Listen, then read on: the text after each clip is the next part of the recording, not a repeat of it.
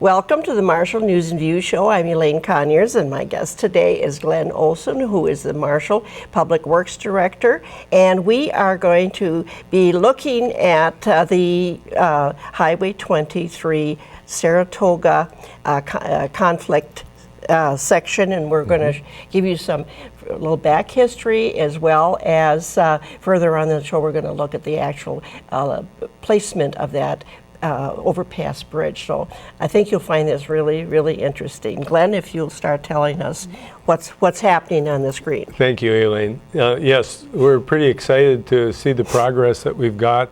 The project is called the Reduced Conflict Intersection, because that's exactly what these improvements are doing. It's reducing the conflicts between different methods of transportation, the vehicle traffic, the pedestrian traffic, at the intersection of Trunk Highway 23 and Saratoga Street here in Marshall. The project has also been referred to by some as J-turns, because part of the construction of the project is to install what are called J-turns that redirect traffic from the direct crossover of 23 on Saratoga Street to a J-turn on either side of the intersection. So that's what we'll be doing to show you a video that Minnesota Department of Transportation put together in conjunction with the City of Marshall to inform people what was going on at the intersection, to show you how to maneuver through the intersection, and by watching the video might help people understand how to better utilize the intersection. We believe that they have been installed at other locations in the state, but if you haven't really done one, kind of like doing a roundabout, if you've never done one, they become a little bit of a concern that how do I get through it? So this video presents a very good representation of how to maneuver through the intersection, as well as kind of an explanation as well as why it was done and how it was funded. So at this time, I think we'll just go ahead and run the video that MnDOT put together for us. The City of Marshall, Minnesota has been awarded a Corridor Investment Management Strategies grant for safety improvements at the intersection of Highway 23 and Saratoga Street. The project is being led by the City of Marshall in partnership with MnDOT. A reduced conflict intersection is being constructed to reduce the frequency and severity of motorized crashes. A trail bridge over Highway 23 is also being constructed for safe crossing for non-motorized users. The project is expected to be completed in October of 2015. The purpose of this video is to educate residents on the project, as well as demonstrate how to navigate a reduced conflict intersection.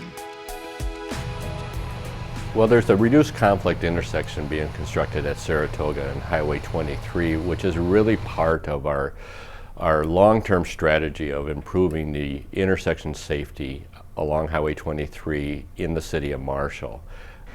The other reason why we're constructing the reduced conflict intersection there is we evaluated, and along with MnDOT and the Chamber of Commerce Transportation Committee, really looked at what are the best options and what's quite honestly what's possible and what's affordable and what is there room for. There's a lot of evidence with reduced conflict intersections that they dramatically reduce the possibility of accidents. We can never eliminate all possibilities, but as we looked at the experience on Highway 71 in Wilmer, where a reduced conflict intersection was installed, on Highway 212 at Cologne, where a reduced conflict intersection. In both of those cases, there was severe and fatal accidents that happened prior to the installation. The City of Marshall is a growing community, and the residential growth is occurring south of Highway 23. In the Carr Estates area, in the Mathewitz area, there's a number of residential areas. So that's where people are and families are choosing to live. And there is a fair amount of bicycle traffic and pedestrian traffic that attempts to cross Highway 23 in Saratoga. That is not a safe situation. And with the installation of the reduced conflict intersection, it will be even more unsafe for pedestrians because there's not that clear crosswalk pathway, which there isn't now, and there certainly wouldn't be after the construction. So that is why the pedestrian overpass is being installed. We did apply for a SIMS grant, which is through Minnesota Department of Transportation. Is for safety improvements on major highways, and we were awarded $3.5 million for the installation of the reduced conflict intersection and the addition of the pedestrian overpass. I live in that area, and I've lived there for 36 years. There is increased traffic and increased pedestrian traffic. And there's also been way too many accidents and even fatalities there. So we recognize the need to have a safety improvement there, have one that's feasible, have one that reduces the potential for accidents, and that's why we're doing this. I live in Marshall, Minnesota, south on Saratoga, south of Marshall on the other side of the bypass, and I've lived here for close to 11 years now. J-turns, I guess is what they call them, the non-conflict intersection, I think will be a great improvement because you're going to go up there, you're going to take a right, and you're going to merge to the left to get back to your road. It's going to be a lot safer to do this type of intersection than everybody trying to merge in the middle of one intersection and nobody knows the right of way of who's got what. And so I think this will be much safer and hopefully less crashes and everything. So the pedestrian overpass or bridge, I think, is going to be a great improvement because right now to get across that highway is really tough, especially the times when kids would be going to school or something would be horrible at that time of the day. So this, you'll be able to go right over the top. And with the improvements that they're going to do to Saratoga Street, it's going to be plus all the way around. One of the most dangerous driving situations to navigate is crossing a rural 4-lane divided road from a side street. The most common type of crash that occurs at this type of intersection is a broadside crash. When a vehicle stopped on the side street tries to cross the road or make a left turn, the vehicle on the side street pulls out in front of a vehicle on the main road and is hit broadside by a vehicle on the main road. These high-speed crashes often happen on the far side of the intersection and are some of the most severe crashes that occur on our roads. Reduced conflict intersections are safer because they reduce conflict points. A conflict point is where two vehicles cross paths. A standard 4-lane divided intersection has 24 crossing conflict points, which pose the greatest safety risk. A reduced conflict intersection reduces crossing conflict points to 4. Well, there's quite a few benefits with an RCI. Some of the main things that it does is it reduces the conflict points dramatically. It really focuses drivers to focus on one traffic movement at a time, especially in busy intersections like we have here at Highway 23 and Saratoga Street. They're most effective when you have a 4-lane highway like Highway 23, with vehicles traveling at highway speeds. Motorists trying to cross at a city street, they're really a safe alternative to cross that 4-lane highway. In the past, we've partnered with the city to install an underpass on 23 between Southwest State University and Marshall High School. It allows a safe crossing for students and pedestrians. MnDOT has also installed a RCWIS intersection warning system at County Road 7 and Highway 23. And I think we're also looking at further ways to improve 23 through Marshall, on future projects. A reduced conflict intersection consists of raised islands to channelize traffic, special left turn lanes to improve sight lines. U-turns can be constructed on each side of the intersection. At a reduced conflict intersection, all turns from the main road are unchanged, As illustrated here by the red car, drivers can still turn right onto the side street, and they can still turn left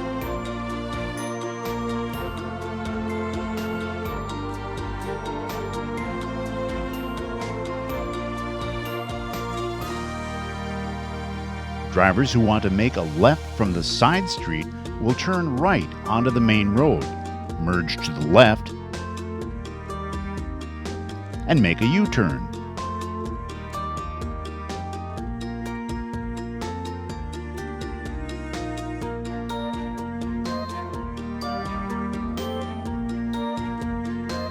Drivers follow a similar path to cross from one side of the side street to another.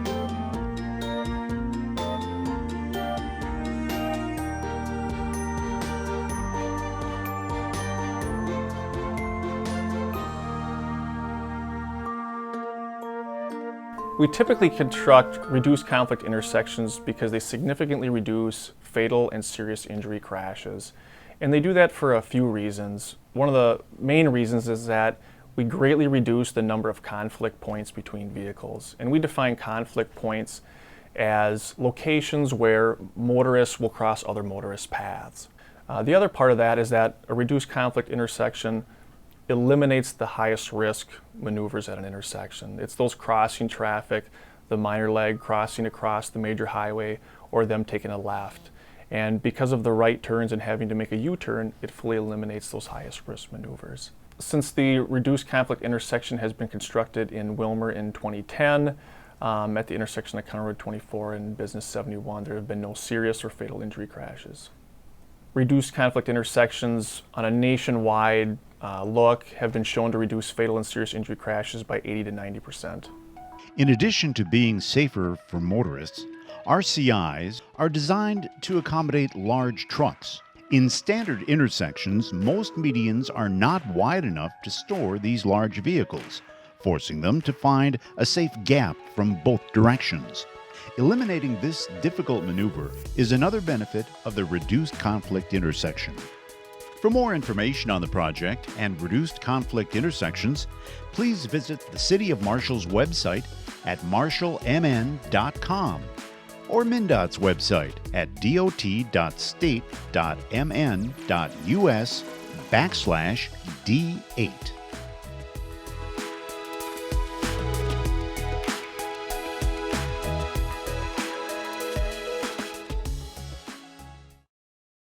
Well, that was very interesting. I'm glad I saw that. I hope some of our viewers have seen it, or at least they've seen it today. Yes, and if they want to watch it again, it is on our website, Okay. and at marshallmn.com, and it's also on the MnDOT website. So I think it would be good if people have those addresses written down so that they can go to those sites and take a look at them. Sometimes it's a lot easier the second time to understand how it was put together. Right. So I think that those links to those websites would really be helpful for anyone who wants to watch it, or let their families know of where they're located as well. That's right. So the next thing we really want to show you is a video that Studio One did of the placement of the bridge last Friday. The bridge itself, it's kind of a big deal because we've been putting together everything coming up to the bridge. The piers are located, and the steel structure was actually delivered to the city last week. And it comes in 5 different parts and has to be bolted all together. And then you lift it up with the cranes, one on each end, and then you very slowly walk it across the highway. And of course, in order for that to happen, we had to close Highway 23 for last Friday. That, of course, creates some issues because we have other detours for other projects going on in town too. But it was necessary to close it for the one day. And the conversation was, we're going to pick up the bridge, walk it across the road, and put it on top in place.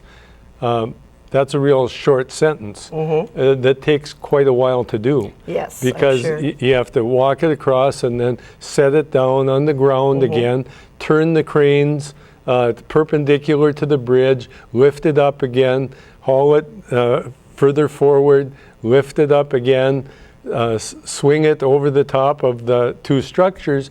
And of course, that's the time when everyone is hoping that all of the calculations that were made all this previous time work out. And when you set the bridge down, it actually sits on the two piers, one on each side. And ironically, that's what happened. That's what happened. So it was able to set down. Then they mark the locations on the abutments for the anchor bolts, because they don't put the anchor bolts in prior to. They wait until you set it, then mark the real locations of those holes, drill in new anchor bolts, epoxy those in, and then set the bridge on top so it doesn't. I don't think it would ever get blown off, but if a high load came through and hit the bridge, if it wasn't anchored down, it has a possibility of getting pushed off. So the process itself really started at about 8 o'clock in the morning, 8:30, and lasted all until afternoon to put it in place. And we have a real good time-lapse video of it. And it really kind of is impressive how Studio One did this, because the day started out clear. And as the day went on, while they were moving it, the clouds rolled in. And it really makes a really interesting, nice video for the placement, something that we will be looking at in years to come as well. So now, when that's set, and now it's in place, the public can see it when they drive underneath. You can see what the clearance is, the approximate size of it, and how it matches in with the piers that are there. The contractor is continuing to work on the approaches to it, the actual pouring of the bridge deck itself, because it's a steel structure, but the deck itself is concrete. So they'll be pouring the concrete now and finishing that off. There's a couple, 3 different pours on each side, so still a lot of work to do there. Involved with the reduced conflict intersection, there's also a lot of work going on with now the median in Trunk Highway 23 is completely different. That median that they are changing will still allow left-hand turn movements from Highway 23, both going south on Saratoga. If you're westbound and want to turn south, that will be allowed. And if you're eastbound and want to turn right or left, I guess I should say that, on both directions, all of Trunk Highway 23 traffic will be able to use the same movements that they always have. The only changes will be as to the crossover traffic on Saratoga Street. Will all have to make a right, whether you're going north or south. You'd make a right turn, cross over, like it showed in the video clip, make a left turn in the J turns, and then proceed either to go east or west on 23, or then you can turn right from either direction to go on Saratoga Street. So take a look at the video.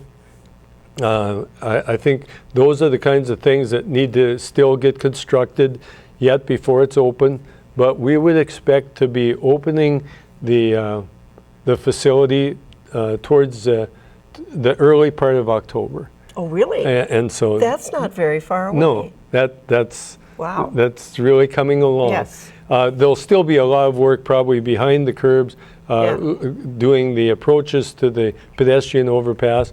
And the pedestrian overpass, whether you're a biker or a walker, It's really going to be quite a facility to go over. Oh, yeah. It's a long facility. You're going up a 5% grade on one side and coming down a 5% grade on the other Yeah. side. We have had some questions. Are we going to have railings on the bridge itself? Yes, we are. There's going to be railings and bars every 4 inches for spacing, so that there's nothing that you aren't going to fall off, for Right, yeah, instance. yeah. So we're excited to get this in place. The primary importance of all the construction that's happening out there is safety. Safety for pedestrians, for bikers, for the traveling public, for cars, for trucks. Those J-turns that we're talking about too are made for the wide turning radiuses of semi-traffic or long buses. As you know, we've got the middle school located on Saratoga Street, and all the longest buses will be able to make those J-turns without problems. So that's about it for that improvement. I hope to have another update after the process is about done and ready to be opened. Maybe we can get together again. We'll do that. Another thing I want to do is to work with the Adult Community Center and Marshall Area Transit to try to set up a display or a drive-through for those people who would like to drive through it with somebody else driving. Right. To start with. That's right. So they actually see, okay, yes, this is how you do it. Yeah. If you don't want to go through with it yourself the first time, that maybe that will help that That's a as well. good idea. And we'll be letting people know about that too when it's lined up. Yeah. Very good. Well, this has been a very exciting project. We've had many exciting projects this summer, and to see this come to fruition and in October, it's going to be wonderful. And so we'll just continue with this and the viewing of the placing of that bridge. Thank you. Thank you.